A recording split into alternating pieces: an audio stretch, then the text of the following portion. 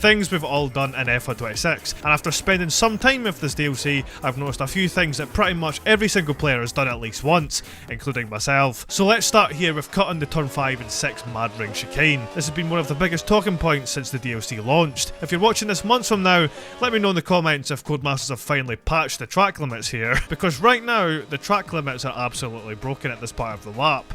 Cutting corners has always been a thing in racing games, but when you jump into time trial and get away with this, that's a different story completely. And yes, what you're looking at on your screen is actually illegal. And if you've been grinding time trial, you'll know this section is literally make or break for your lap time.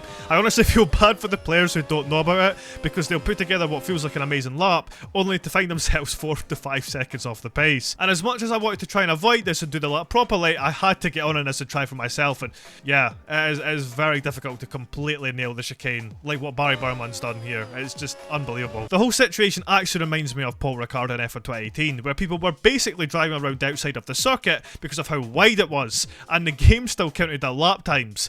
Yeah, it was quite something if you weren't there for it. Okay, so this one might be a bit of a stretch, but don't tell me you guys have thought about checking if the Aston Martin car has vibrations. Of course in game it doesn't, but come on, we've surely all thought about it, right? Technically you can make this happen. All you need to do is just turn your force feedback as high as it goes and let the magic commence. But maybe for safety reasons, don't attempt that, because I know how dangerous it can get, especially if you slightly let go of your wheel with a high amount of force feedback.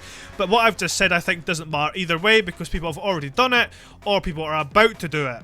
So yeah, like I say, make the most of it guys, because these things you're probably not going to have after you try this. Back to the Madring now, and it's fair to say that turn 8 is definitely the one that's going to be catching everyone out at the moment. I've seen a lot of people going about turn 8 in the Madring, and it's probably where most of the crashes are happening at the circuit. It is such an easy corner to get wrong. It's an uphill and nearly blind corner, and sometimes the braking point feels more like a guess than an actual marker. We've all had those moments where we brake a little bit too late, but convince ourselves we're somehow going to make the corner, but we're just not. The best part about this corner though is there's a barrier just after the apex, and when someone overshoots the corner, the car just disappears from view, and it looks absolutely hilarious from the perspective of the cars behind. Of course that is the funny mistake that you can make at that corner, but there is the simple mistake of slightly outbraking yourself, hitting the exit wall and slightly tapping that, etc., or going through the runoff area. But actually making a mistake here can ruin the entire run through sector 2, because it is a bunch of fast flowing corners after that. It's a really technical corner, but when you finally nail it, the downhill run all the way to the long banked right-hander feels incredibly satisfying. Before F1 26, lift and coast was something you'd occasionally use to save a bit of your battery without losing too much time. Now, it's basically mandatory. These 2026 cars demand energy management, and whether you win or lose, this can come down to how well you handle it. A tiny lift before a braking zone can completely change your battery levels later in the lap, and the outcome of your race entirely. The days of driving flat out while barely touching your ERS modes are gone. Whether we like it or not, lift and coast has to become one of the most important skills in F1 26, and it's something we all have to do. Spinning easier because you're in a higher ERS mode, or simply losing the rear has become more common in these 26 cars.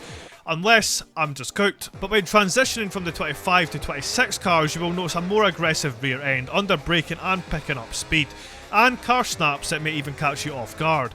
Now of course losing the rear of any F1 car could be due to a simple too early on the throttle type moment, but that's not the case now. Your ERS modes also play a massive factor in this, whether you have traction on or off. If I'm not using any deployment out of a corner, I should get a much smoother exit, but if I try the same thing in medium, hot lap or even overtake mode, there's a very high chance that I'm going to end up going spinning. And this is obviously because of how much energy these new cars produce, and not all the cars can handle that much power out of one corner, so that's why they're reacting like this. And on that note of ERS, sometimes you can have a bit too much fun when deploying, and that can quickly backfire when you run out of it. A nightmare scenario for circuits like Spa, Monza, Baku and Las Vegas.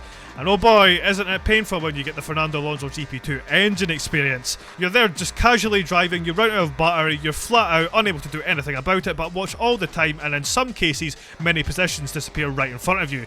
It is such a dreadful feeling, but it can also be classified as a punishment for using too much ERS when you shouldn't be, which in a way I think is quite cool, because it's forcing the players to be more strategic for their approach during a race. One of the coolest things about F1 26 is being able to drive the new cars around Imola. Sadly we won't get to see that combination in real life, but at least the game lets us imagine what it would have looked like.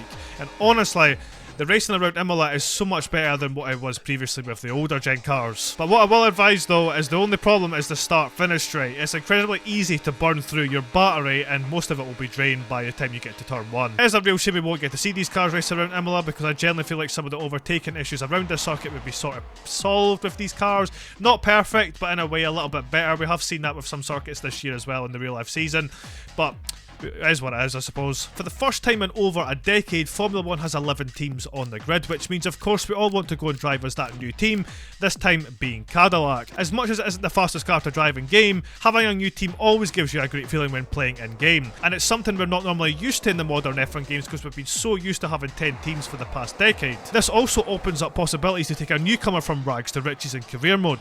You want to take Cadillac to Championship Gold? Well, now you can make that happen. Just be prepared though for one long patient wait, as it's going to take one long road of development before you become the fastest car. The number of mistakes you can make around the Madring can be quite scary and really make you question whether you should be playing the game. So rather than me talking about each one individually, here are all your Madring mistakes in one generational lap.